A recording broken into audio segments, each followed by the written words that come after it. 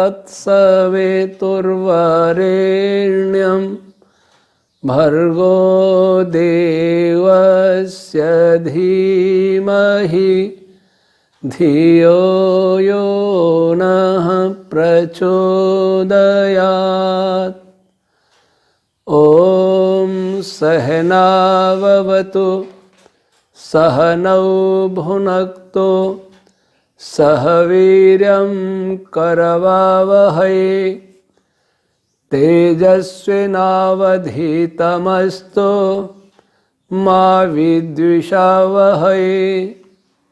ॐ शान्ति शान्ति शान्तिः।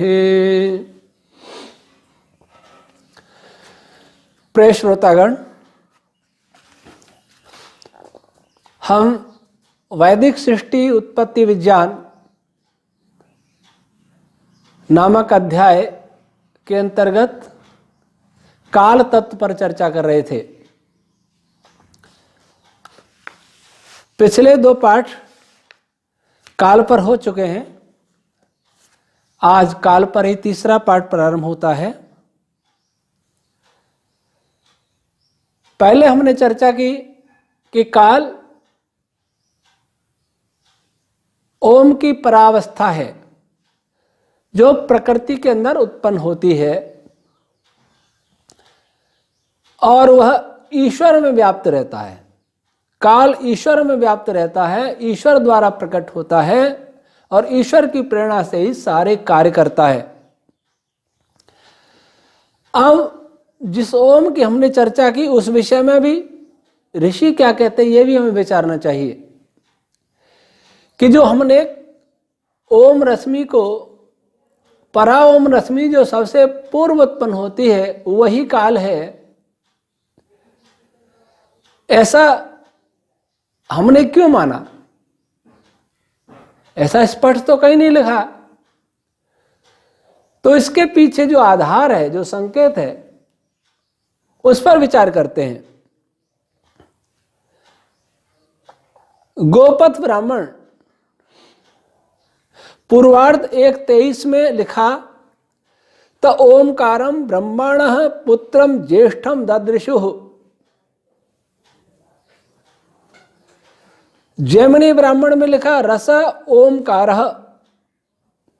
तैत्तरीय आरण्यक 7:8:1 और तैत्तरीय उपनिषद 1:8:1 में लिखा ओमिति ब्रह्म ओमितिदम सर्वम। पहले हमने अथर्ववेद के प्रमाणों से काल को ईश्वर का पुत्र बताया था, अर्थात ईश्वर से उत्पन्न होने वाला पदार्थ विशेष।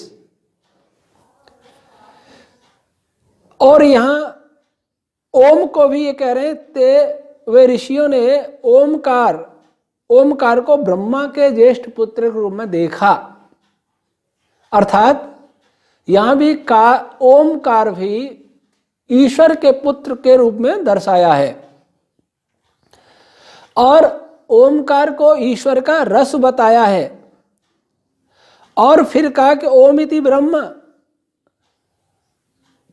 ओमितिदम सर्वम, यह सब कुछ ओम ही है और ओम ही बहुत व्यापक है। ओम सर्वव्यापक है ईश्वर की भांति। तो एक तो ओम है वाचक और एक ओम है वाच्य। वाच्य ओम है वो ईश्वर के लिए है, परमात्मा के लिए है, चेतन पदार्थ। और वाचक ओम है, वह शब्द है, वह वाणी है, उसकी परावस्था जो प्रकृति में सबसे पहले सूक्ष्म रूप से, व्यापक रूप से स्पंदित होती है, वह ओम है वाचक शब्द। तो वह शब्द उस परमात्मा से ही उत्पन्न होता है और उस परमात्मा की भांति ही वह सर्वव्यापक है। उत्पन्न होना यहां कहना उचित न हो करके ये कहें कि सक्रिय होता है, अव्यक्त से व्यक्त रूप धारण करता है। अब अथर्ववेद में फिर कहा वो काल क्या करता है, वो ओम रूपी काल जिसमें सत्व और रज 2 ही गुण हैं प्रकृति में, उस अवस्था में वाइब्रेटिंग ओम रश्मि जो काल रूप है उसके विषय में अथर्ववेद 19वें कांड के 53वें सूक्त में 7वां मंत्र में लिखा, काले मनः काले प्राणः काले नाम समाहितम काले न सर्वानंदन्ति आगते न प्रजायमाः। काल से ही, काल में ही मन है, काल में ही प्राण है, काल में ही नाम अर्थात सभी छंद रश्मियां हैं और काल के द्वारा ही सभी आनंदित होते हैं। संपूर्ण प्रजा काल के द्वारा ही आनंद को प्राप्त करती है, अर्थात आनंद के साधन इस सृष्टि को प्राप्त करती है, भोग को प्राप्त करती है और मोक्ष को प्राप्त करती है। तो यहां बता रहे काल में ही सब कुछ व्याप्त है। फिर आगे अब ओम के विषय में देखिए, यहां तो कहा कि काल में छंद रश्मियां, प्राण रश्मियां, मन रश्मियां सभी काल में व्याप्त हैं और सारे इमा प्रजा, ये संपूर्ण प्रजा अर्थात सारे पार्टिकल्स, वेव्स जितने भी हैं ब्रह्मांड में, जो भी कुछ है उत्पन्न हुआ, प्रजा का अर्थ उत्पन्न हुआ पदार्थ, जो भी क्रिएट हुआ है, जो भी ऑर्गेनाइज्ड मैटर है, वह सभी काल के अंदर रहता है। अब छांदोपनिषद में ऋषि क्या कहते हैं, वागे वर्क प्राण सामो मित्यदक्षरमिद मुद्गीत तदुआ एतन मिथुनम यद वाक्च प्राणश्चर्क च सामच तदेतन मिथुनमोमित्ये तस्मिन् अक्षरे संसृज्यते यदा वै मिथुनौ समागच्छत आपयतो वै तावन्योन्यस्य कामम। वाक ही ऋचा है और प्राण साम है और अक्षर उद्गीत ओम है। इनमें ऋचा वाक का और प्राण का मिथुन होता है, ऋचा और साम का मिथुन होता है, इनके जोड़े होते हैं। ये जोड़े कहां होते हैं, ओम के अंदर। ये ऋचा और साम, प्राण, मन, इनकी चर्चा आगे आएगी। ये कौन से पदार्थ हैं, ये भी उत्पन्न नहीं हुए। जब काल की हम चर्चा कर रहे हैं तब तक ये पदार्थ उत्पन्न नहीं हो पाए। लेकिन यहां ऋषि ये कहना चाहते हैं कि जितने भी पदार्थ हैं, जितनी भी रश्मियां हैं, चाहे वे ऋग रूप रश्मियां हो, चाहे साम रूप रश्मियां हो, या प्राण रूप रश्मियां हो, या मनस तत्व हो, ये सभी काल के अंदर ही मिथुन करते हैं, अर्थात परस्पर मिश्रित होकर के इस सृष्टि निर्माण की प्रक्रिया को प्रारंभ करते हैं और संपूर्ण सृष्टि प्रक्रिया को संचालित भी करते हैं। इस सृष्टि में जो भी संयोग हो रहा है, पार्टिकल्स का संयोग, वेव्स का संयोग, किसी भी स्तर का, जितने भी बल कार्य कर रहे हैं, फोर्स कार्य कर रहे हैं, क्यों फोर्स के बिना संयोग नहीं होता। जो भी एनर्जी है, जो भी मैटर है, जो भी स्पेस, सब कुछ उस काल के अंदर व्याप्त है। काल उनको अपने अंदर व्याप्त किए हुए और काल की प्रेरणा से ही हो रहा है। काल उनका आधार भी है और काल उनका साधन करण भी है।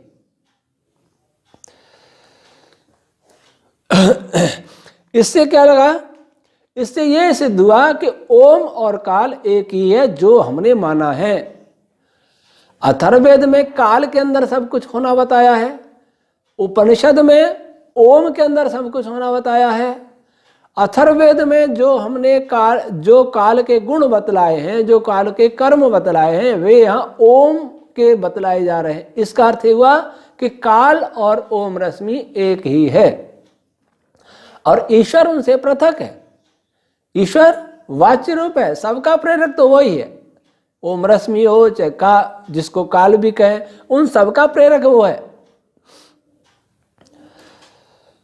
अब इन प्रमाणों से काल और ओम का संबंध सिद्ध हुआ।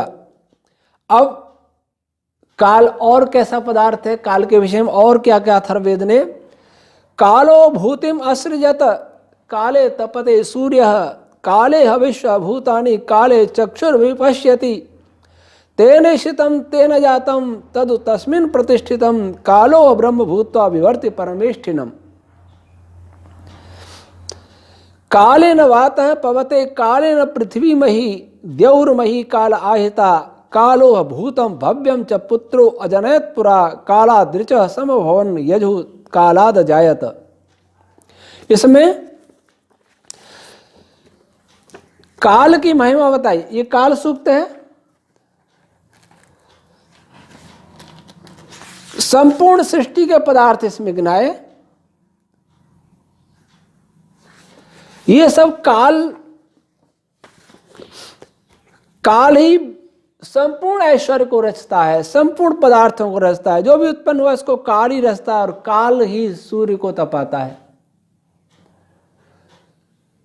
सूर्य में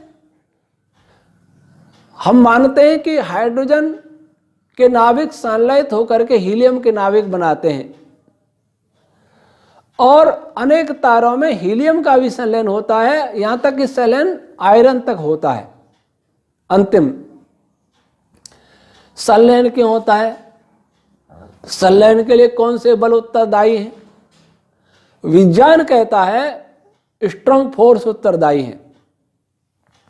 स्ट्रांग फोर्स के लिए कौन उत्तरदायी है? विज्ञान कहता है ग्लूऑन्स उत्तरदायी है। लेकिन ग्लूऑन्स के लिए कौन उत्तरदायी है? विज्ञान इस विषय में मौन है और वो कह सकता है कि वैक्यूम एनर्जी उत्तरदायी है, वैक्यूम एनर्जी में ही ग्लूऑन्स बनते हैं। लेकिन वैक्यूम एनर्जी के अंदर फोर्स और उसकी एनर्जी, उसके लिए कौन उत्तरदायी है और वैक्यूम एनर्जी क्या है, ये वर्तमान भौतिकी नहीं जानती। इसके आगे कई बल हैं। हम इस ग्रंथ में बताएंगे कि वैदिक भौतिकी 9 प्रकार के फंडामेंटल फोर्स बताती है और 9 प्रकार के फंडामेंटल फोर्स वे भी फंडामेंटल नहीं है।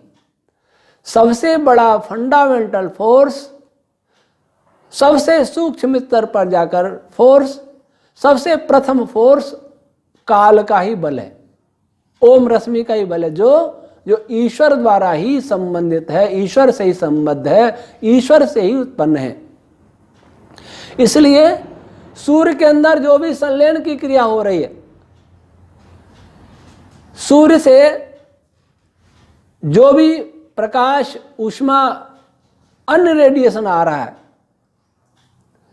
रेडिएशन का उत्सर्जन और अवशोषण, अगर ये 2 प्रक्रिया न हो तो सूर्य से यहां प्रकाश आ ही नहीं सकता। सूर्य के केंद्र में गामा रेज उत्पन्न होती हैं और वे गामा रेज 1 लाख वर्ष तक सूर्य के अंदर ही चक्कर लगाती रहती है। सूर्य प्लाज्मा का भंडार है, आयंस का भंडार है। कभी कोई आयन एब्जॉर्ब करता है, कभी कोई आयन एब्जॉर्ब करता है। एब्जॉर्प्शन, एमिशन, उत्सर्जन, अवशोषण प्रक्रिया चलती रहती है और चलते चलते चलते वही गामा रेज लाइट रेज में बदल जाती है, उसके सरफेस पर आकर, उसके बाहरी तल पर आकर वो उसकी एनर्जी इतनी कम हो जाती है। एब्जॉर्प्शन, एमिशन की यहाँ विशेष चर्चा न करके हम इतना ही कहना चाहेंगे कि यह क्रिया क्यों होती है। कोई इलेक्ट्रॉन ऊर्जा को एब्जॉर्ब करता है, किसी फोटोन को अवशोषित करता है और हायर स्टेट में चला जाता है, लेकिन वह थोड़ी देर रहता है, वापस पूर्व स्टेट में आकर के उस एनर्जी को रिलीज कर देता है, छोड़ देता है। और वो ये ना हो तो हमें संसार में कुछ भी दिखाई नहीं देगा, संसार में कोई भी प्रकाश उत्पन्न नहीं होगा, कोई भी रेडिएशन उत्पन्न नहीं होगा, हीट नहीं होगी, कुछ भी नहीं होगा। ये सब नहीं होगा तो सृष्टि भी नहीं होगी। तो इलेक्ट्रॉन वापस उस एनर्जी को छोड़ क्यों देता है, क्यों वापस पहली स्टेट में आता है, और इसका पूरा मैकेनिज्म क्या है, ये वर्तमान फिजिक्स को जानकारी नहीं है पूरी तरह से। ये हमारे इस ग्रंथ में आएगी। इसमें भी काल ओम रश्मि का योगदान है और बहुत सारी छंद रश्मियों का योगदान है, वो आएंगे। विशेषकर जगती छंद रश्मियों का योगदान है, लेकिन सबके मूल में काल है। इसलिए कहा काले तपते रवि, काल में ही सूर्य तपता है। संपूर्ण सूर्य में ओम रश्मि भरी हुई। और विश्वभूतानि, जितने भी उत्पन्न पदार्थ हैं वे सब काल में ही स्थित हैं और काल में ही स्थित हैं और काल के द्वारा ही उत्पन्न भी हैं।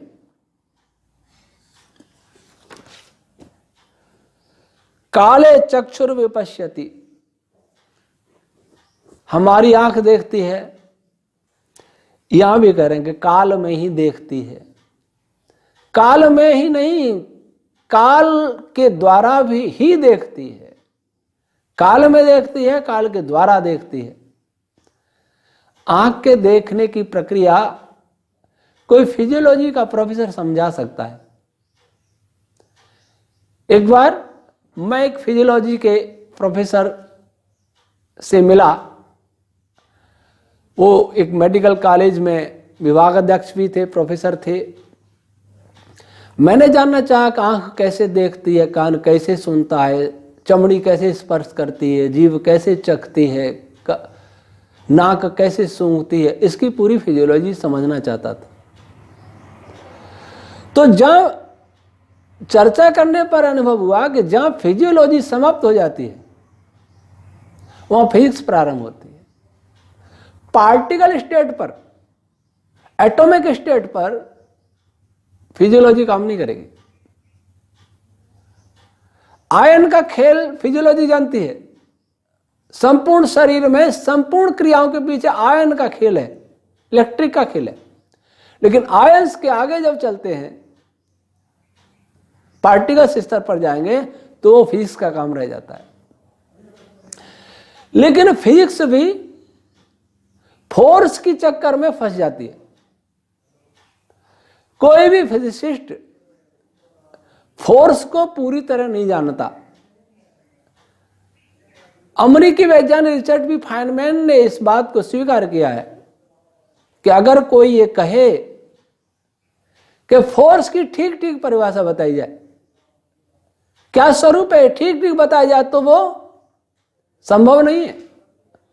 बस इतना जानते हैं कि फोर्स मैटर के गुण हैं। तो फोर्स के विषय में वर्तमान क्वांटम फील्ड थ्योरी जितना जानती है उससे हम बहुत आगे इस पुस्तक में, इस ग्रंथ में जो सालों तक चलेगा, फोर्स के विषय में बहुत आगे तक हम ले जाएंगे क्वांटम फील्ड थ्योरी को। तो आंख के देखने की प्रक्रिया के पीछे भी अंतिम रूप से ओम रश्मि काल का ही योगदान है। इसलिए का काल में ही देखती है, काल के द्वारा ही देखती है। और तेन शितम तेन जातम तद तस्मिन् प्रतिष्ठितम कालो ब्रह्मभूता विवर्ते परमेष्ठिनम। और द्युलोक, जितने भी तारे हैं, गैलेक्सी हैं, गैलेक्सी क्लस्टर्स हैं, वे सभी काल में ही उत्पन्न हैं, इस ओम में ही उत्पन्न है, उसी के द्वारा प्रेरित हो रहे हैं, उसी में प्रतिष्ठित हैं और उसी में उनका भरण पोषण होता है। काल, ओम रश्मि और प्रकृति का स्वरूप उनके अंदर भी है, उनके बाहर भी है, उसी से प्रेरित होता है, उसी में स्थित है और उसी से उसका भरण पोषण होता है। कालेन वातः पवते कालेन पृथ्वी मही, काल में ही वैक्यूम एनर्जी स्थित है। काल के द्वारा ही वैक्यूम एनर्जी बहती है, अर्थात काल के द्वारा ही इस स्पेस में सर्वत्र वैक्यूम एनर्जी भरी हुई और प्रवाहित हो रही है। काल के द्वारा ही ये हवा तो बहुत स्थूल चीज है, वैक्यूम एनर्जी और सारे फील्ड्स काल में ही स्थित हैं, काल के द्वारा ही स्थित हैं और काल के द्वारा ही निर्मित हैं। पृथ्वी और व्यापक पृथ्वी, पृथ्वी का अर्थ भूमि ही नहीं, पृथ्वी का अर्थ जितने भी पार्टिकल्स हैं, जितने भी ग्रह उपग्रह उल्का पिंड आदि हैं, और वे सब काल के द्वारा ही बने हैं, काल में ही स्थित हैं, ओम रश्मि में ही स्थित हैं। द्यौर्मयी काल आहिता, द्युलोक स्पेस भी काल में ही स्थित है, काल के द्वारा ही बना है। कालो भूतम भव्यंच पुत्रो अजनयत पुरा, और पुत्र ईश्वर के पुत्र रूपी काल ही भूत और भविष्य वर्तमान को रचता है। जो क्रियाएं हो चुकी हैं वे भी काल के द्वारा संपन्न की गई हैं, और जो क्रियाएं हो रही हैं वे भी काल ओम रश्मि के द्वारा ही संपन्न की जा रही है। अंतिम रूप से वही प्रेरणा है, वही फोर्स है, यूनिफाइड फोर्स जिसको कल्पना की जाती है, वो वस्तुतः वह ओम व काल का ही फोर्स, यूनिफाइड फोर्स है, जो ईश्वर का फोर्स है। और का जो आगे रचा जाएगा उसके पीछे ही भी काल का ही हाथ है, और काल के अंदर ही रचा जाएगा, काल के द्वारा ही रचा जाएगा। कालात ऋचा, कालात यजु, जो भी वैदिक छंद हैं सारे, ऋग्वेद के, यजुर्वेद के, सामवेद के, अथर्ववेद के, वे सभी काल के ही द्वारा उत्पन्न होने वाले हैं, होते हैं। जो आगे आएगा वे विषय कि जितने भी वाइब्रेशंस हैं, एलिमेंट्री पार्टिकल स्ट्रिंग से पीछे जितना भी क्रियाएं हुई हैं और उस समय हुई हैं, उसके बाद हुई हैं, अब हो रही हैं, आगे होंगी, वे सभी काल के द्वारा ही हो रही हैं, काल के द्वारा ही उत्पन्न होती हैं। यहां भी काल और ओम का संबंध एवं एकता, ऐक्य सिद्ध हो रहा है। कहीं ओम के द्वारा सब कुछ बताया जा रहा है, कहीं काल के द्वारा सब कुछ बताया जा रहा है, लेकिन अथर्ववेद में काल शब्द का प्रयोग ये बहुत है, पूरा 2 सूक्त है। ऐसे में काल को काल्पनिक पदार्थ, केवल व्यवहार के लिए प्रयोग करने वाला पदार्थ नहीं मान सकते। अब महर्षि कणाद महाराज, जिन्होंने वैशेषिक दर्शन लिखा, उसका पठन पाठन बहुत होता है, मैंने भी कई भाष्य देखे। उसमें काल के विषय में 2 ये सूत्र हैं, कारणेन कालः और कारणे कालः। कारणेन कालः और कारणे कालः, दोनों सूत्रों को कोई भी भाष्यकार अच्छी तरह उनका यथार्थ विज्ञान नहीं समझ पाया।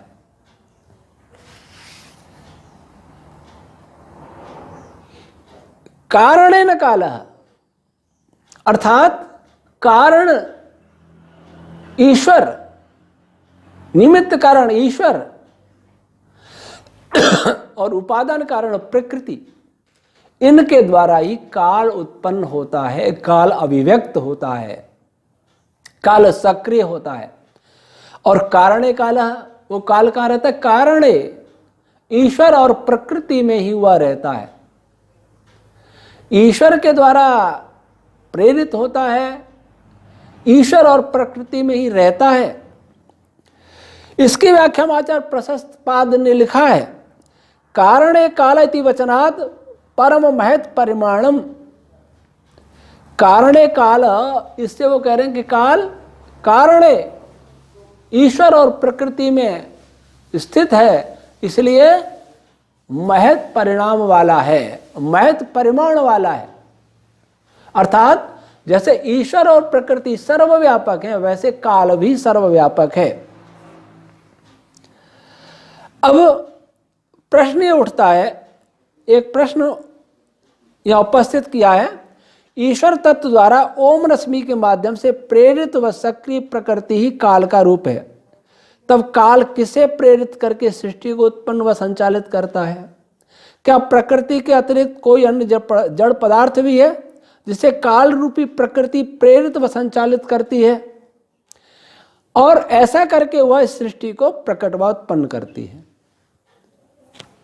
यहां एक और तो हमने कहा कि काल क्या है?